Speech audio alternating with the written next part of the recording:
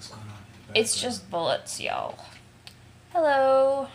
It is just bullets. Oh, I put my tab in the wrong spot. This needs to be over here. A couple of things before I begin. I'm going to do a super long video because I'm wide awake. I'm so excited. I'm in a really, really good place right now. And we're celebrating Kwanzaa tonight. Kwanzaa was like 2-3 nights ago. It was the 26th. Anyway, I have a couple of things I want to say right now. Fic recommendations. His favorite toy by Show to Responder, aka Pandir. Calvin Dial's artwork for it. Not that. This. I made a request on the kink meme that I would really love to be filled. So, if you want to be a lovely person and you like to write fanfic, please. It would just make my life. Although, it really doesn't need any more making because I am, like, beyond ecstatic right now. Anyway, back to the kittens. What to say? I'm back in Florida because I can. I'm itchy as hell because mosquitoes keep getting in my room. Like, I have a mosquito bite on my freaking finger. I didn't even think that that was a thing, and it was like super itchy and uncomfortable all day today. Yeah, but you guys don't want to hear that crap. Anyway. Call that an itchy pinky. It wasn't a pinky, it's my middle finger. Still, itchy pinky. Yeah, itchy pinky. So her name is not Farm Stink. It's Jade Harley. And she's awake. And there's a pumpkin on her shirt. And she's wearing Adidas. Because I said so. There's a flute. Lute. Examine room. That's a lot of vegetables. Asparagus, squash, peas.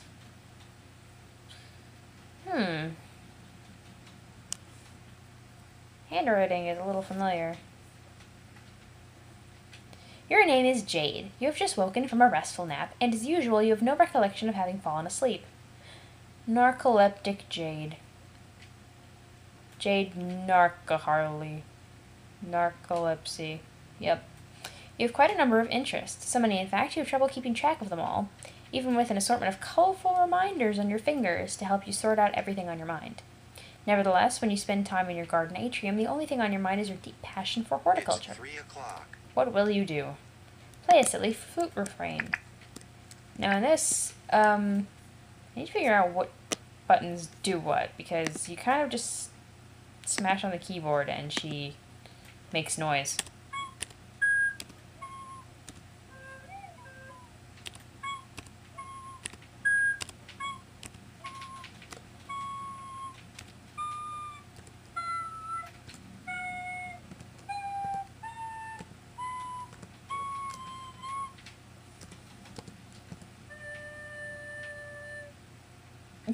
That knocked her right out.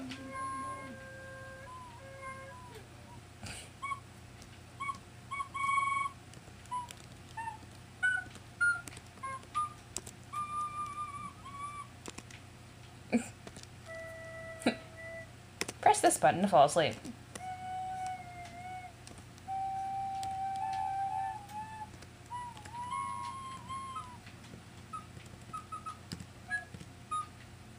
Jade has the power of instant transmission, like most Saiyans in this series. I'm just gonna leave her on the floor like that.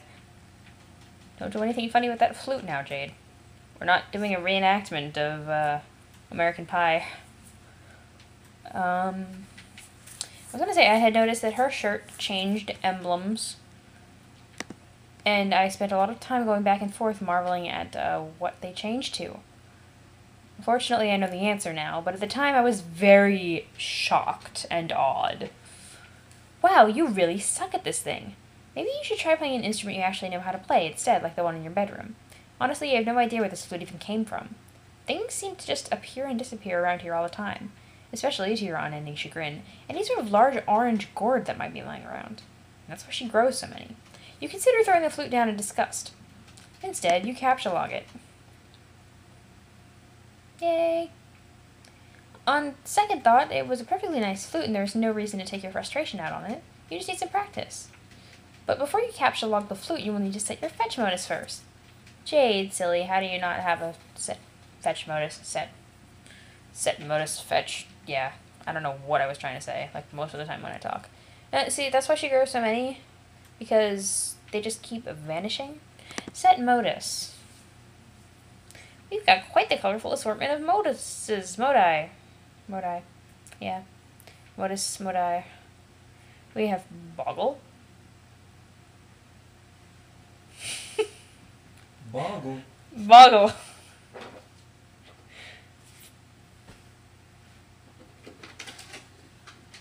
Hey. Boggle this up. No, when I read that when I was at home, I instantly thought of you. I was like, boggle. Boggle, boggle. Oh, fuck. Pictionary in which a pumpkin is being drawn. Monopoly. I don't know why these 2 blank cards represent Monopoly. It should be like the, you know, the dog.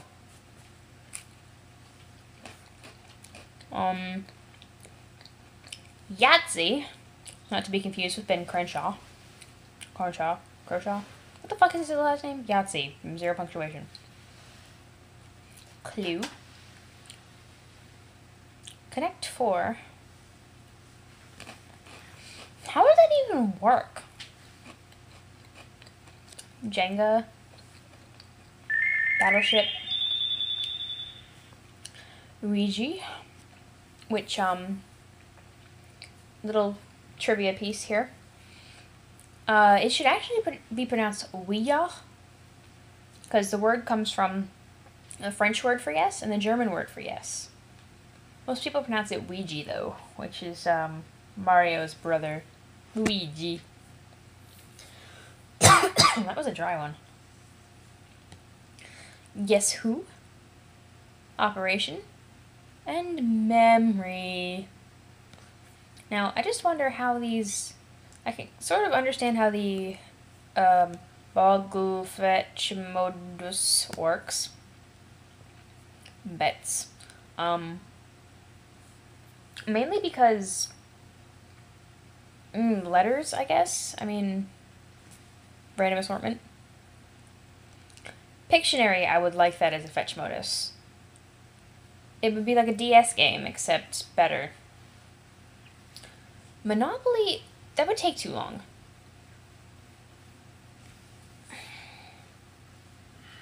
I'm guessing with the Yahtzee one, you basically have it arranged on the Yahtzee board, and you roll the dice, and you choose the ones that you can fill in the points for. Or whatever. Clue, that would take just ages. I don't even know how to play the game Clue, let alone how to use a fetch modus modeled after Clue. Connect 4, I'm just like, what? Because, I mean, seriously, just what? Jenga would be fun. That's a little bit like the way that Rose has hers. Battleship. No, forget that. Ouija sounds like it would be fun, though. Although you'd probably just have to trust your instincts on spelling out the words that you need. Guess Who? I feel another one coming on. It's gone. One of my viewers must have said bless you. Guess Who? Yeah, I don't know. Operation. If you buzz the sides, that means that you can't get the item. And Memory, which I've seen how that works. So, you have a wide variety of fetch modi to choose from. You were really excited when your grandpa bought you this modus set for Christmas. He's a total badass, even if a little strict. You typically opt for the Memory modus when it comes to matters of day-to-day practicality. Select Memory. Yay. You set your modus to Memory and capture log the flute. You allot 9 cards to the modus from your deck, since that would be more than enough for your needs at the moment. The modus grabs 9 more cards for matching purposes. The flute is split up on 2 blank cards and mixed randomly into the grid. To retrieve the item, you must first pick 1 card, and then pick its matching card. For the typical pocket dexter. This modus presents a frustrating guessing game and a lot of wasted time on mismatching. But you like it because you seem to have a knack for always guessing right on the first try. Jade is special. Squeal like a piglet, fertilize some plants. It is an awfully silly idea. It is basically a waste of everyone's time. You will predictably disregard the thought and focus on more sensible objectives at once. Oh my god, this is so much fun. Oh my gosh, too many niggas. There's not enough of them. She makes a cute piggy. I love piggies. Wee. Okay, so, fertilizer. You capsulog the bag of fertilizer. Consult colorful reminders. So cute. You tend to have a lot of things in your mind at once and you can be a little forgetful, so you keep a variety of colored strings in your fingers as reminders. Each one means there is something different to remember at a certain time. In fact, looking at your index finger reminds you that there is something important to remember right now. It is your friend John's birthday. The green string reminds you that John's birthday package will arrive today. The blue string also reminds you that John's birthday package will arrive today, though in a way that means something slightly different. You are further reminded that you have some things to do outside your house soon, but you should stop by your room first for some supplies, and most importantly, to see if John is online and wish him a happy birthday. Capsule of the pumpkin growing next to you? Yes, that seems like a good idea. You snap with a pumpkin which seems suitably ripe for the taking. Hopefully the safety of your Silodex will prevent it from being spirited away like so many of its ephemeral predecessors. Exit the room. And at this point, I started to marvel over just how freaking amazing her house is. Well, it's really not a house, it's like a friggin' temple mansion. Amazingness. Those flowers are so cute. You make your way to the middle of the garden atrium where a stairwell joins the 4 atrium wings. Upstairs is your grandfather's laboratory as well as your bedroom. Capsulog something. Your memory modus is hardly any fun without much stuff in it, so you decide to stock up on fresh produce to fill some more cards. You pick a juicy red crab apple, which reminds me of apples to apples, and I need more friends because I love playing apples to apples. That'd be a great Silodex fetch modus. Apples to apples. I don't know how it would work, but that'd be cute. You go pick a nice looking key lime. A lime that looks nothing like a key. Then a delicious mandarin orange. Those are your favorite, and they only speak Hanyu. And finally, a ripe yellow Eureka lemon. A lemon that reeks. Whoa, seizure memory attack. Modus one aside, you feel it is impossible to have too many fresh fruits and vegetables on hand. Go upstairs to bedroom. Psst, who uses the stairs? We just use our transmutation circle that is also made of Stars of David and the Triforce. Jewish link. We almost never use the stairs. So, phew. You transportalize upstairs. Just above is your room. Ascend! We don't get any flash animation this time. And it was this point where I was like, wow, furries meet Sweet Bro and Hella Jeff. I was like, what is she doing to those poor smuppets? And I was like, oh my god, the bedspread reminds me of a bedspread that I have. Which I was talking about it then, I didn't have it, but I actually have it here. This bedspread. Which you can't really see it, but ignore that. It's blue with clouds on it, and at the bottom of it, it's got like a little tropical sea and palm trees and crap. It's really pretty, and it's really warm, and I like it. You enter your bedroom.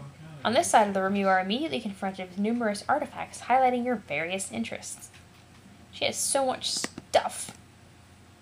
Like, so much stuff. And yes, furry, sweet bro, hello Jeff nonsense.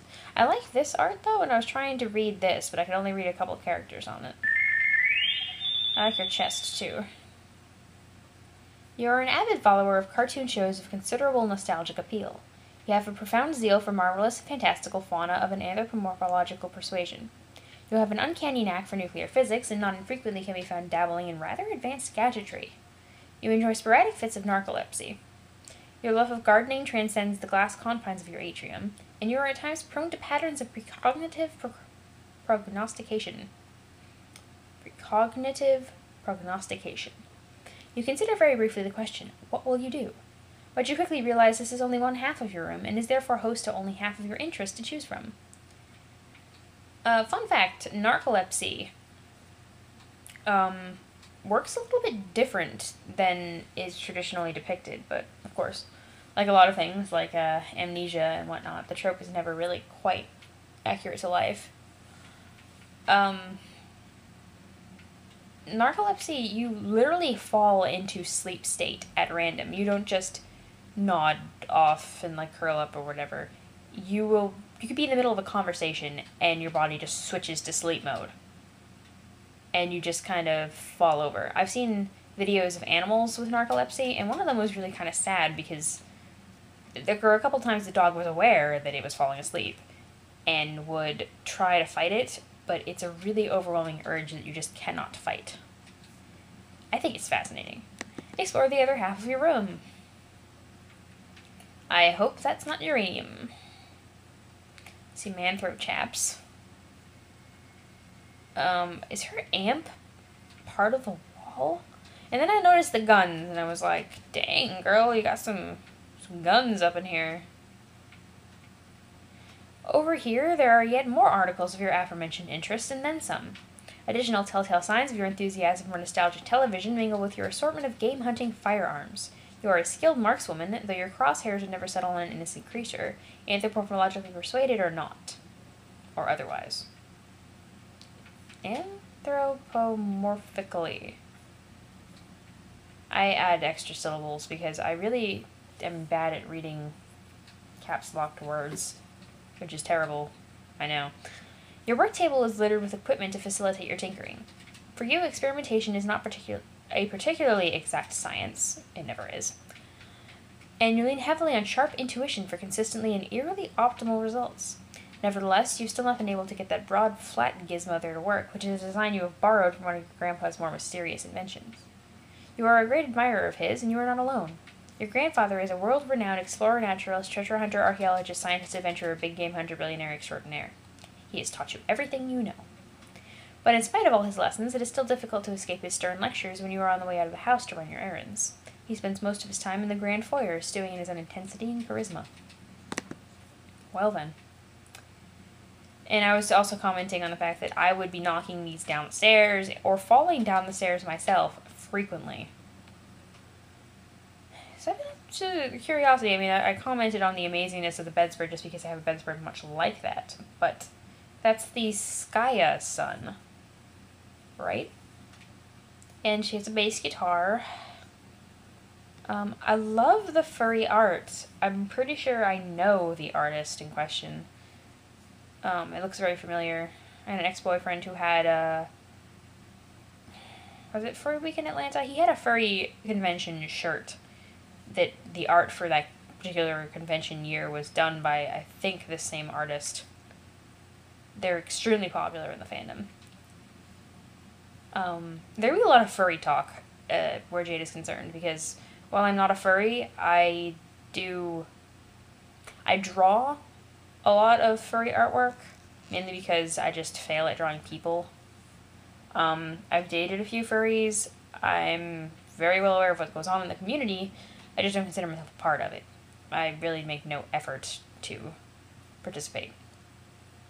But I do have a very huge fondness for expertly crafted fursuits, just because I love costuming. I love cosplay, stage costumes, things like that.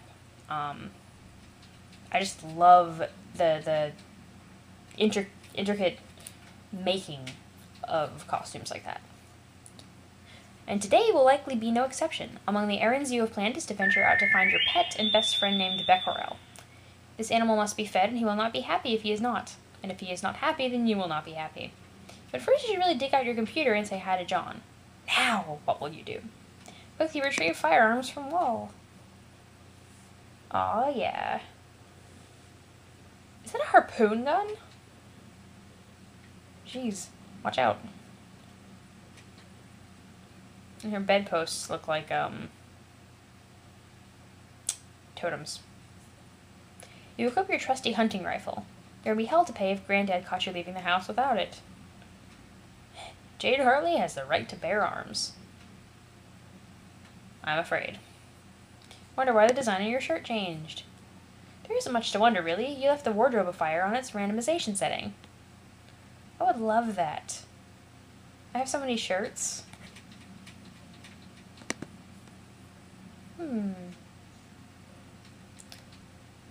They're all so very cute. You may contemplate which shirt design you favor the most and commit to that setting in the near future. Capsule log near a Squiddles doll and hug it. Oh. And she's just so excited, like it's the first time she's ever seen that before. And yeah, I recognized a few of the characters. I can't read kanji, but I can read katakana and hiragana without even having to think about it. That's something she, and that says oh. Don't ask me what the kanji, I mean, I don't have my dictionary on hand. It would take me quite a while to count out the strokes and look it up. Just before you can grab one, the powerful electromagnets concealed in their underbellies become activated, and the two of them get all tangled up with each other playfully. Oh, I've seen enough hentai to know where this is going. You capture log the Tangle Buddies. Lose interest in fauna and never speak of it again? Oh, but how could you? Oh, it's just so cute. Oh, but you could never do that. What marvelous creatures they are. What a daring dream to combine the finest qualities of humanity with the elegance and nobility of the animal kingdom. How you wish you could know their world. To hear one night those muted paw pads trace up your stairs. A low but friendly growl unsettles your slumber, and as the sopor, and at which point I was like, this word. I want to know if it really is a word. Sopor. Whoops. Typing. I found it soporific. Sleep-inducing. Makes sense.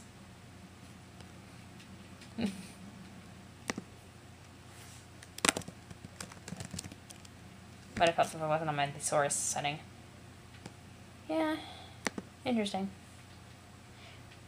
And as the sopor seeps from your eyes, you detect a sharp pair of ears cutting moonlight. A mysterious woven tongue invites. Wouldn't those ears suit you? Would not this proud long snout assist you in the hunt? No need to answer.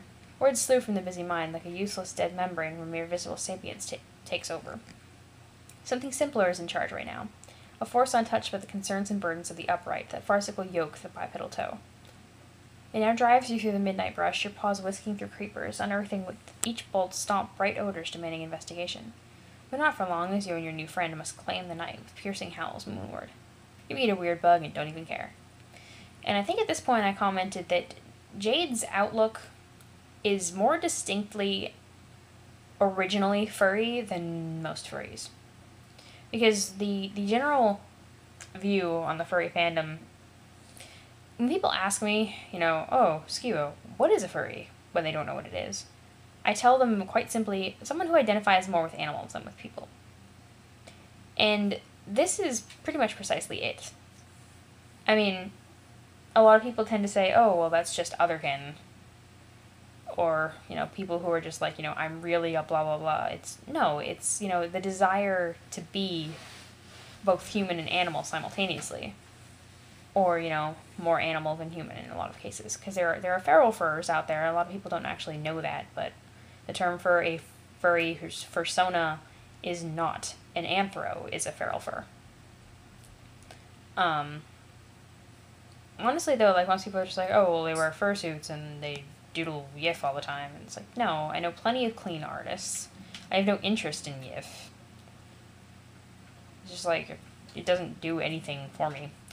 I just think that, anthros are cute, and I grew up watching a lot of cartoons where it's like, oh, animals with human features. It's just so persistent. But she's got the actual ideal. Pick up your toys. Oh. She's just so precious. Speaking of which, you pick up and admire one of your manthro chaps. They are wonderful friends and are always cheerful and pleasant fellows. Why, dear Mr. Coxcomb, how will you ever be received at the barnyard gala with the trappings of a proper gentleman? Each manthro chap comes with a number of accessories, including articles of formal attire, a vaccination kit, and a dishwasher-safe slop trough. Slop trough. I can say words. Speaking of saying words, this word. I don't care what you say. I don't care what the dictionary says. This word is pronounced gala. Gala apples. Royal gala, whatever you want to call it. It's gala. When people say gala, a certain TV show, I get angry. You don't like me when I'm angry. Organize all your dolls. Who needs organization when you can just kind of pile them in a cute, fluffy pile of cuteness? You gather all your dolls into a rather cozy-looking pile. Change wardrobe of fire setting. We'll pick these 3 designs. Spirograph, the Atom, and the Skyasun. You deactivate the Wardrobe of Fire's randomization mode and set it to cycle through these 3 shirt designs. The decision was tough, but you think you came to the best possible conclusion. Apparently, this links to a poll they did, and you can see from the links coloration that I've already been through this. So, these are the ones that won. But funny, the least popular one is the ghost. I think people just didn't want to see, you know, yet another ghost. Look out window. Look out window. That is a volcano. It is another beautiful day in your neighborhood. It is peaceful and quiet as usual. A rather imposing volcano looms over your house, which has been inactive for centuries. The way this sentence is phrased makes it sound like the house has been inactive for centuries. A rather imposing volcano, which has been inactive for centuries, looms over your house. You want to, link your clauses properly. It's okay. I'm a beta on the inside. That's why I gripe so much about words, spelling, pronunciation. I love to edit things. I beta fanfic a lot. Though dormant on the surface, the volcanic activity deep underground provides your house with a source of geothermal power. You are not sure why your grandfather decided to draw from this source of energy when he had the unlimited power of the atom at his disposal. But it has been this way for as long as you can remember. You have chalked it up to your family's long-standing propensity for eclectic fursuits. Wait, you mean pursuits. Retrieve fursuit for magic chest. It's funny that she doesn't seem too thrilled with the idea, but that's because being 13 years old and not really knowing too much about the internet. What is this nonsense about fursuits? You do not own a fursuit. You think anthropomorphic fauna are really cute and enchanting and all, but it has never occurred to you to dress as one. Sure, it is fun to imagine what it would be like to run wild with a pack of wolves or purr and frolic with a litter of kittens, but dressing up as an animal just seems ridiculous. It would still just be a silly girl draped in raggedy, synthetic, tufty piece of crap, and this is where I got kind of like, wait a minute. And seriously, who are you trying to kid with that sort of baloney? Let me learn you something. There was an episode of CSI, like, forever ago, that got people all up in arms. But the funny thing is, a lot of the criticism I read about it, there were a couple from professional fursuiters. And yes, this is an actual term. There are professional companies that make fursuits. The cheapest fursuits you see, which are the really crappy, like, look like they're falling apart ones, it's about $50 of material to make. If you really put your mind into it, and you work with the airbrushing, you get the proper material. My nose is super itchy. It's not like I do cocaine. You can make an incredible looking fursuit. There's an artist. It was actually 2 people on DeviantArt. They go under the name Carrazel. Qarrazel, I believe. And their suits go into the thousands of dollars range. Like an average suit from them costs about $1,000. And they look ready for Broadway. They are absolutely breathtakingly gorgeous. They have movable eyes, movable jaws. And everything about them is just like, it doesn't look like with those big, dead, gross eyes and the goofy-looking cartoon face, which, I mean, it's sort of a thing with furries. I don't like it, personally. I like the ones that look really real. The next best one you can get is Mixed Candy. Theirs run about $300. And what they do, which is great, is you make a full body cast out of duct tape of yourself and send it to them, and it's custom fit. Looks beautiful. I've been through their gallery I don't know how many times. They just make some of the best suits ever. So, I mean, there are weirdos who do weird things with their fursuits. There are weirdos who refuse to shower. But most of the fursuiters who I've met in person, like, I believe his name is Blaze Fox. I met him at DragonCon 2009. Very sweet guy. His suit was expertly maintained. And Corey Zadori, who was sitting with me when the Jamz cosplayer commented on my artwork, she had a possum fursuit. And hers was very well made too. Which I think she said she made it herself, but like she really went all out with it. So, you know, I might be preaching to the choir. I don't know how people feel about furries, but there are a lot of people who just really hate them. But, you know, if you're going to hate something, at least research it. So, you know, you may not be a huge fan of fursuits, but understand, you know, it's not always some cheap, raggedy, synthetic, tufty piece of crap. It can actually cost upwards of thousands of dollars. Anyway, it is not a magic chest. It is your gadget chest. It your gadget chest. Yes, it. Which you have adapted for storing a number of useful gizmos. It was once your oracle's trunk, a gift from your grandmother, of course. Grandfather, actually. I changed her grandparents' gender at will. And still contains many silly fortune-telling knickknacks, all of which are completely bogus. Open chest. Ooh, neato burrito. I hadn't gotten to this part. So, I think that's a picture. Some kind of animal here. I know who this is a picture of, but let's not spoil things. We have 2 boxes, a hot box and a cold box, a lunchbox, a magic 8-ball, a crystal ball, a Rider-Waite deck of tarot cards. That's the Rider-Waite Fool. That's not a crystal ball, then. That's a crystal ball. I don't know what that is. A cue ball? Problem Sooth? Cute. Among the fortune-telling knickknacks are these items: a crystal ball plus compulsory velvet pillow, a tarot deck, a magic 8-ball, a magic cue ball, and one of your favorite books of all time, Problem Sooth. Among the useful gizmos are, of course, your computer, which you keep inside a fun lunchbox for easy transport. You put your computer in a freaking lunchbox? And a couple of gizmos you keep handy so you don't always have to make a long trip to the kitchen. There is a cookalizer for preparing delicious meals, and a refrigerator, a name which is clearly a wacky variation on the much more common household item, the frigidificator. Wow. Examine magic 8-ball and magic cue ball. Not exactly. These things are stupid and useless.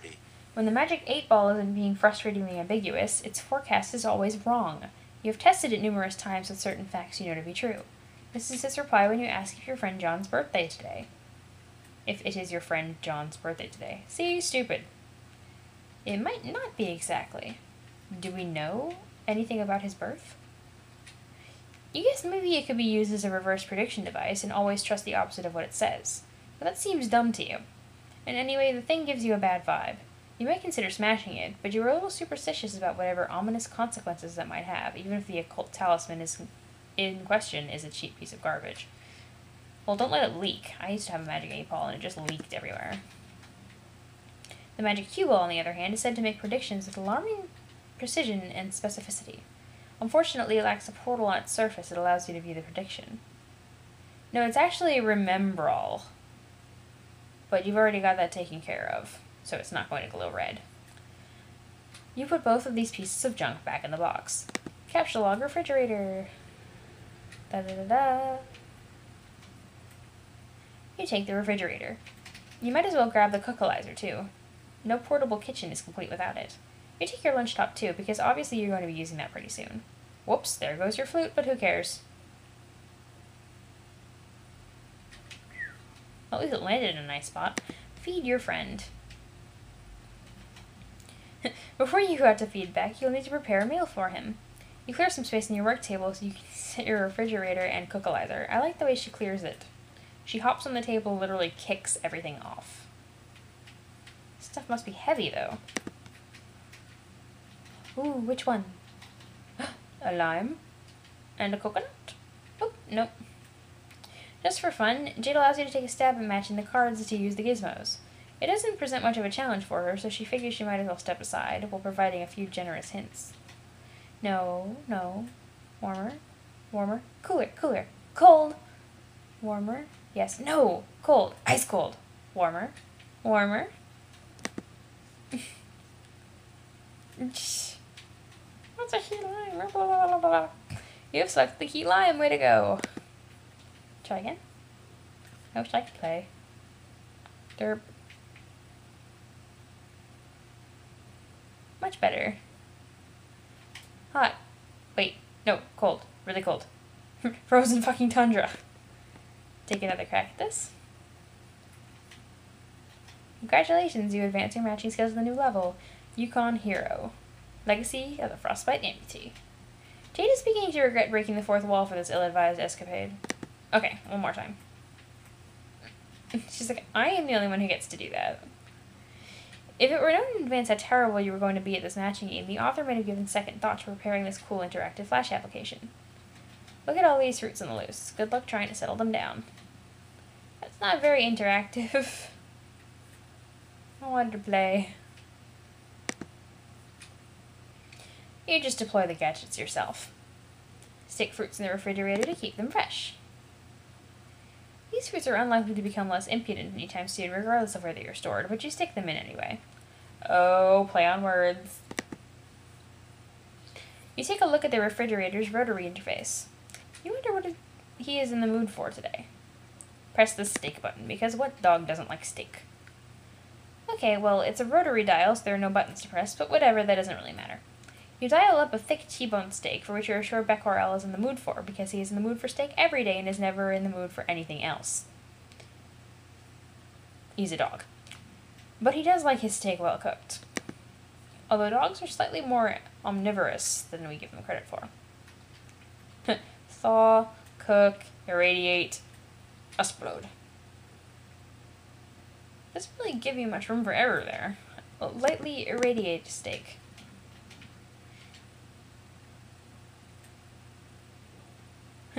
He does prefer his steak rare, after all.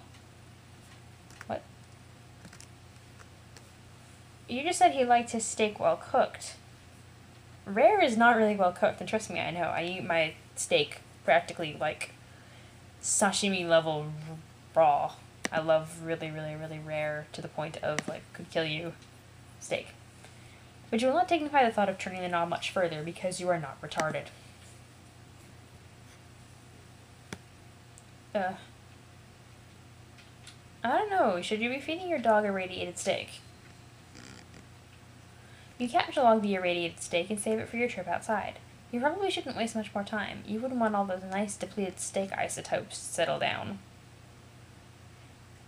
Examine the atomic base by your bed, and not the atomic bass. You wouldn't exactly call it an atomic base, but it is heavily customized to accommodate a high level of musical virtuosity. The perfect instrument for eclectically spirited. You've tuned the strings way down, of course, because your stumpy arms can't reach the low notes. I will tell you one thing, when you're a very small girl, especially one with very small hands, bass guitars are murder. They're huge. Whoa. It turns into a guitar.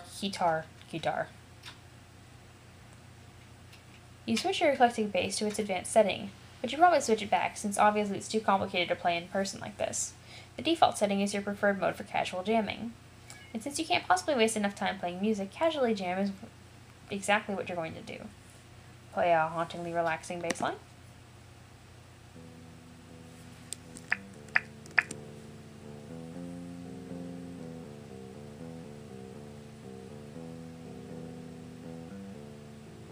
Whoa, it's pretty magical. Somebody stole one of your pumpkins, by the way.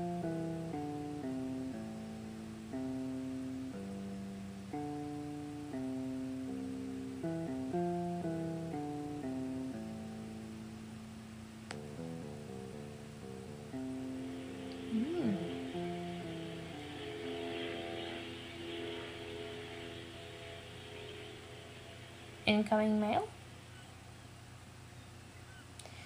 I'd say one thing though, when I used to take guitar lessons, I took bass lessons briefly, and when you're not using a pick, what you're really supposed to do when you play is alternate using your index finger and your middle finger.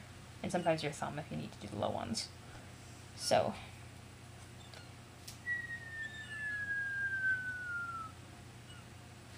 Poof. Oh, I hear seagulls. Seagulls aren't going anywhere, though. Capsule on base. One more. You take the portable amp from the wall socket, too. Oh, okay, so it was just an amp that had its own wall socket. Okay, cool. Open lunch shop. Aw. Just, watch out for those electromagnets. That's gonna wreck your computer. You like to make yourself comfy in your plushie pile before getting down to business with your computer. Get down to business.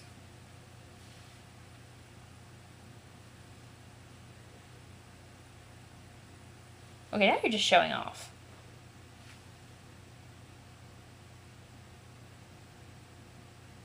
Whatever operating system you're running, I don't have anything to do with it.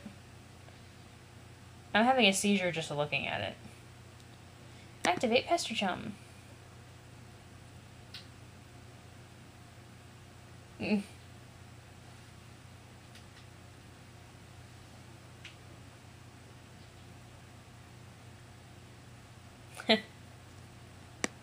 How very interesting.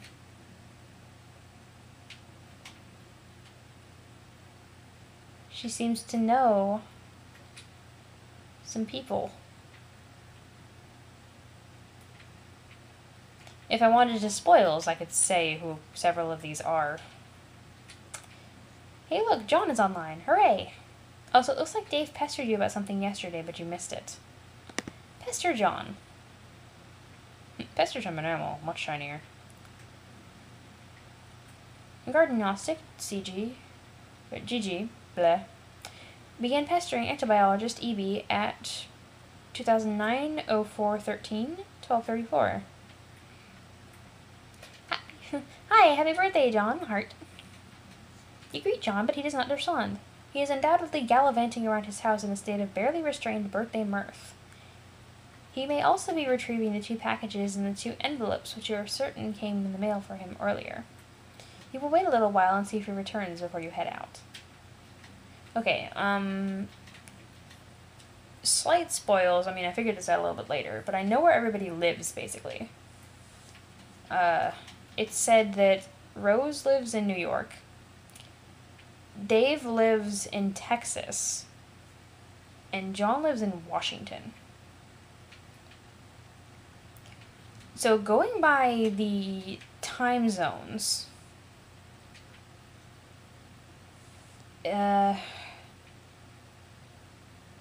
he's in Pacific time, which I have to do everything based on Eastern Standard Time because I'm in the same time zone that Rose is in. -5, -6, -7, -8. GMT -8? No, I think I sort of know where her island is.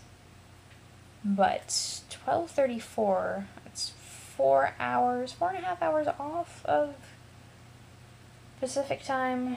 Somewhere near Hawaii. Hawaii was 5.5 hours. I don't remember. I'm bad at this sort of thing.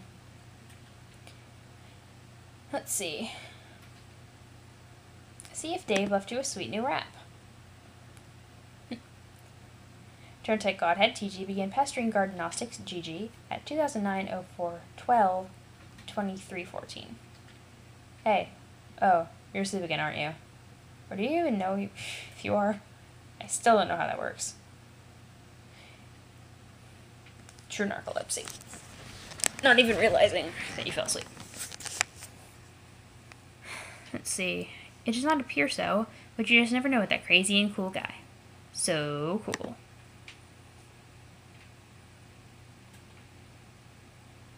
I don't know why I believe anything you say. I'm like, that font is hard to read. I'm going to read this instead. It's like nothing means anything. It's so cool getting hella chumped by your coquettish damn riddles all the time.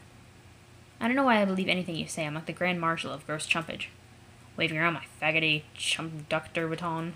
Assistant Director of Gemography.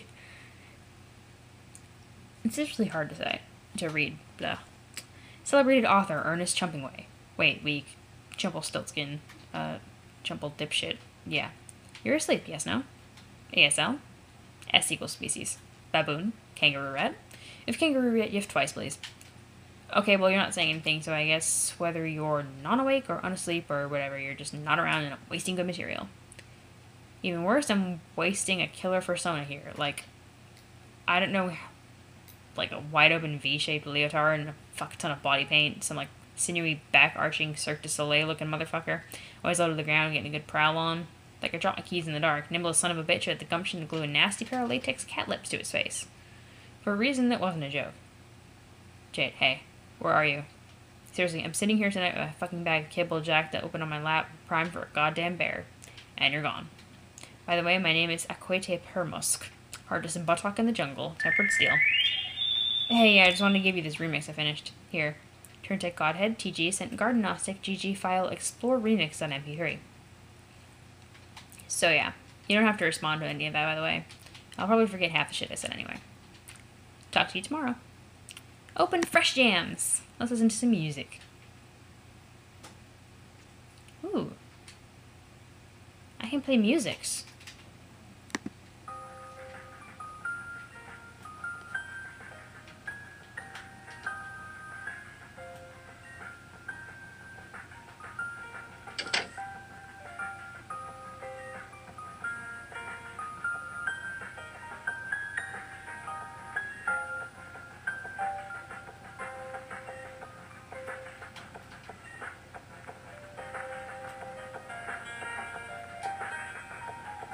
So I've gotten that one short because it kind of sounds like crap.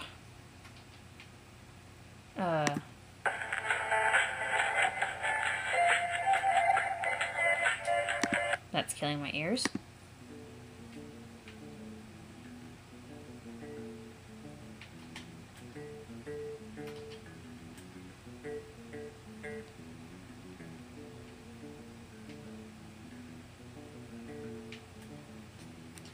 Approval.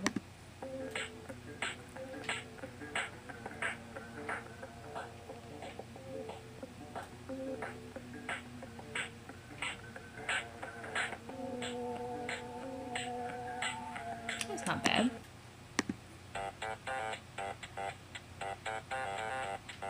Hmm.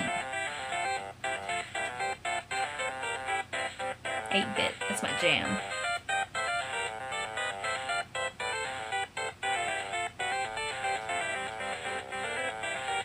I think a good ringtone. I said I'd be in the middle of just fucking nowhere, this goes off, and some random person and just pop their head out of the crowd and go, Homestuck? Homestuck. Yeah, I've been waiting for that to happen. Whoa, I'm having serious deja vu. I like this.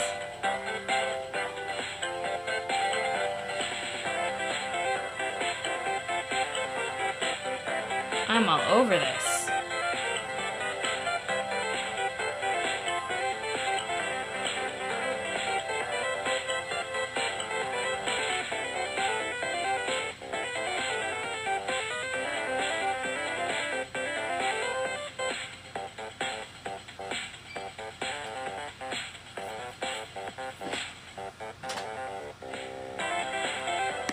Yeah, I like that. Oops.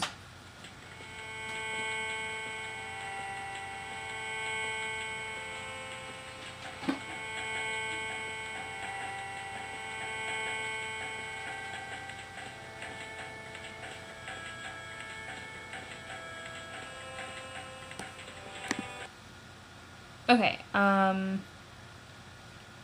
might sound like an idiot asking this, but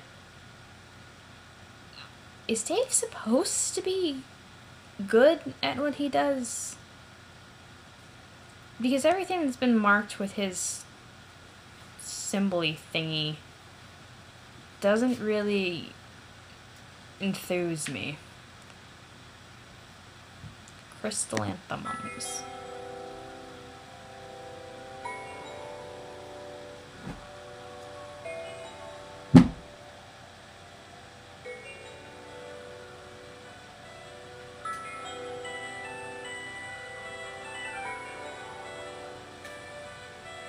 Okay.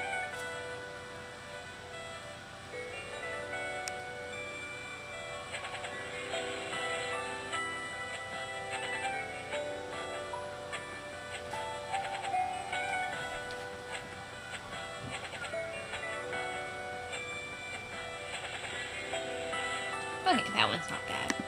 I like that one.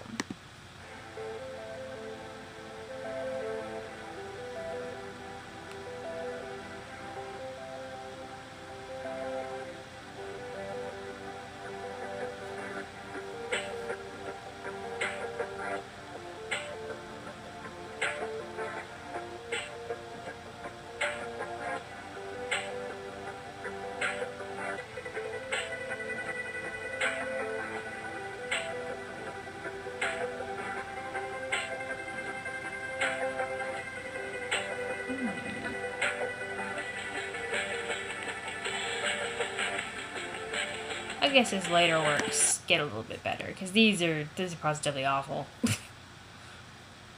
Anyway, you open the Fresh Jamz media player and add Dave's remix to the playlist. Open Echidna and go to mspadventures.com. A summary of Homestuck. Joe just looks perturbed. He's like, I think I sat on something and it's in my anus. MS Paint Adventures. GT. Boggle vacantly at these shenanigans. It begins to dawn on you that everything you just did may have been a colossal waste of time. You mean, like, how I feel every day when I finish doing something? You open your web browser and visit MSPA. You navigate to a random page in the middle of the latest epic. Looks like he was just finishing up some sort of weird tangential intermission here. Whatever it was, it clearly advanced the plot in no relevant way whatsoever. End intermission? Eh? Intermission? What? When were we in an intermission?